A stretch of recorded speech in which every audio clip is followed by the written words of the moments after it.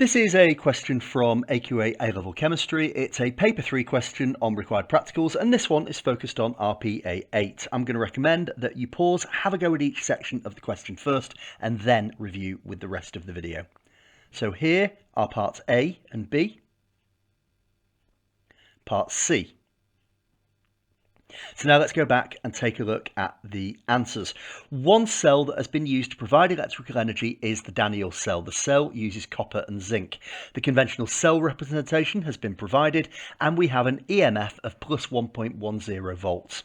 So we need the half equations for what is happening at each electrode. Well, I'm going to start by highlighting that the actual representation of the cell tells us a lot. Because the zinc half cell is on the left hand side, that tells us that oxidation is taking place. Now if we're dealing with zinc and Zn2+, that means oxidation would be from Zn to Zn plus 2, and we can see the 2 electrons lost where they are on the right hand side. Now when we look at the copper electrode, we have got copper 2 ions going to copper, having gained 2 electrons. And you can also see with both of these that what I've done is add the relevant state symbols, which are absolutely vital. The electrode is solid and the solutions, and therefore ions, are aqueous. Moving on to part B, a Daniell cell was set up using 100 cm³ of a 1.0 molar copper sulfate solution. The cell was allowed to produce electricity until the concentration of the copper ions had decreased to 0.5 mol dm to the -3. Calculate the decrease in mass of the zinc electrode and show your working. So we have got moles of copper ions.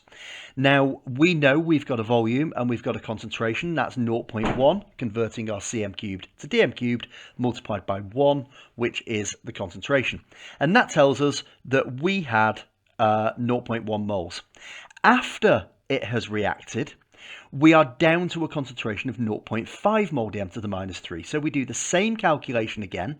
The volume is still 100 cm³, so 0.1 decimeter cubed multiplied by the concentration of 0.5. So we are left with 0.05 moles of copper ions. So the moles of copper ions that have reacted, well, that's 0.1 that we started with. Take away the 0.05 that we have remaining, so we have reacted 0.05 moles.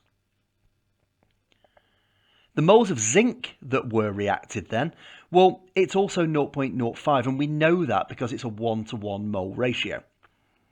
And if I want to know the mass of the zinc lost, well, if I know the number of moles, I can go to the periodic table. I find the relative atomic mass of zinc is 65.4.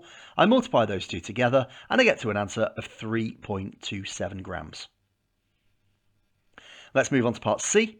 Provided with the Daniell cell referred to in part B, including a zinc electrode of known mass.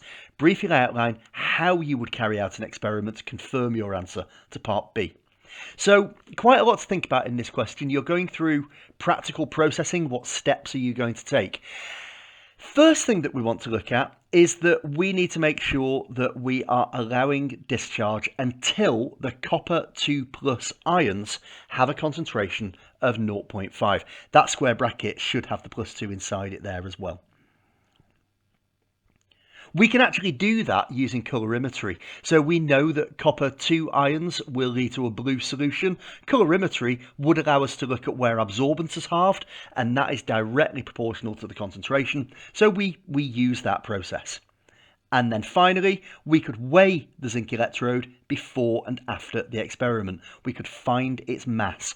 And if we do that, we can compare all of that data. We know the concentration of copper 2 ions is halved. We know that the zinc electrode has changed by the right factor, and we're able to confirm the answer to part B. That takes us to the end of this question. Thank you for listening, and goodbye.